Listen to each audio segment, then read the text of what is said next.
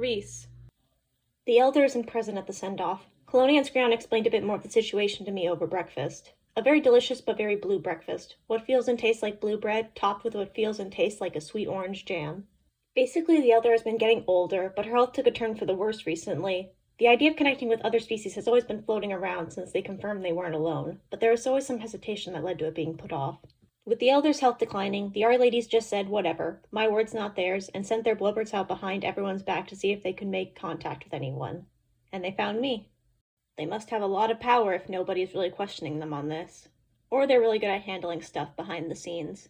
This whole ceremony is just a formality for the inhabitants of the other Akus to put them at ease. Make sure they don't think I'm invading the planet or anything. We're just going to go from Aku to Aku and do some activities based on the ones they use to establish the bonds between the Akus. Akus that we will need to ride a giant snake to get to. Did I really need to add that last part to the log? Probably not, but I think it's a fair warning. Colonia and Scrawn chat with a few people who pass by. Well, Scrawn does. Colonia is fiddling with a crystal that may or may not be summoning a giant snake. Occasionally someone tries to talk to her, but they either quickly give up or someone else leads them away. More people seem interested in trying to talk to me than Colonia, and I can't even speak their language.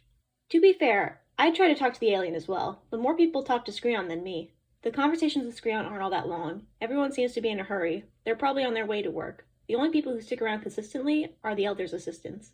The eerily familiar woman and the bizarrely not eerily familiar man. It's a bit creepy seeing them without the elder. I wonder if everyone else feels the same way. Colonia lets us know that the giant snake is here. The assistants share a couple words with the ladies. Scrawn gives a quick speech to the small crowd that gathered to see us off. She turns to Colonia, and Colonia says a few words as well before we head down the path to the giant snake. Which Aku are we going to again? I ask, trying to distract myself from the giant snake. At least I can't see the snake. It just looks like a crystal-covered tunnel. Kermapira, Colonia answers. Why'd you pick that one? Into the crystal tunnel. Into the mouth of the giant snake. We haven't been there in a while. How often do you go there? Into the captain's room. Into the mouth of the giant snake. Often enough. Sounds like you don't enjoy going there. I enjoy it enough. Does that Aku have ladies? All of the Akus have Rei. Do you not like the ladies on Kermapira? I think I said it right. Kermapira only has one Rei. She's very diligent. That's good. There's no serious conflicts between Cheetah and Kermapira then? I just don't want to mess up international relations on an alien planet. No, we're on good terms with Kermapira. We're on good terms with every Aku on the planet, so you don't need to worry about being placed in a complex situation. I stop. Is she saying what I think she's saying? You guys have some sort of peace agreement with every Aku? She nods. Yes. Just to make sure we're all on the same page. You guys achieved world peace. Even out on Outlier, I couldn't escape the bickering back on Earth, as Mom calls it. She loves using euphemisms when talking about Earth.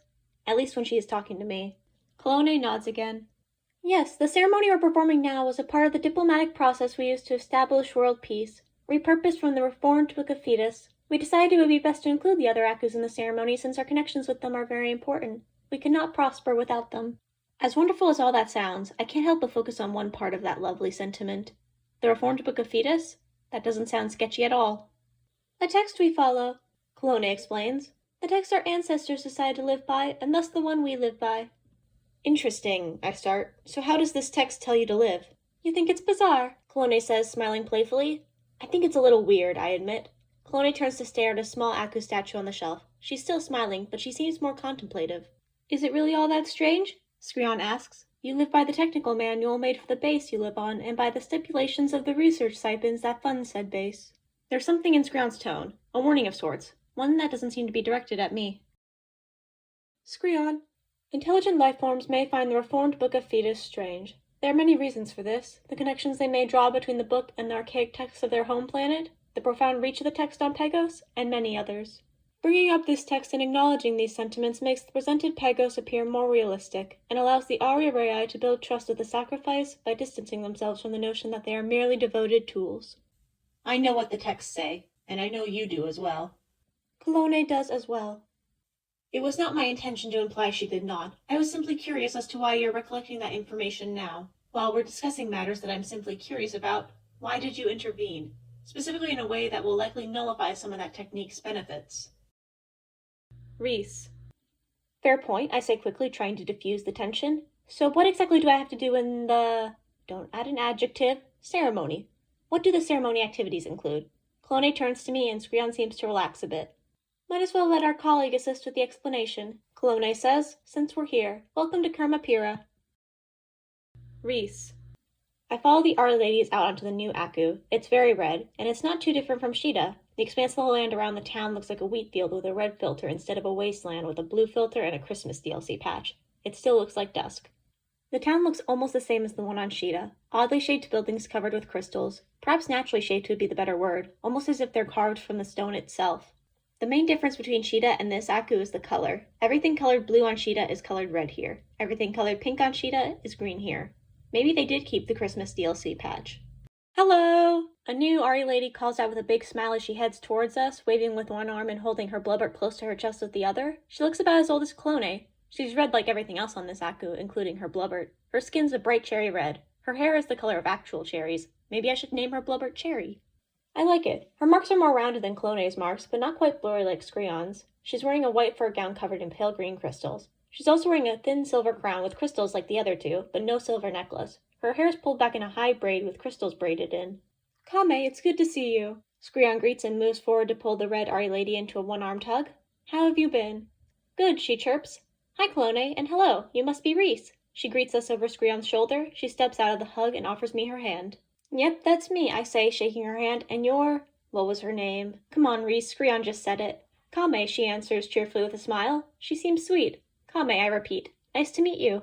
Nice to meet you as well, she practically sings. It's wonderful what you're doing for Sheeta. Yeah, good, nice, thanks, yeah, I say. Does she know I'm not an actual diplomat?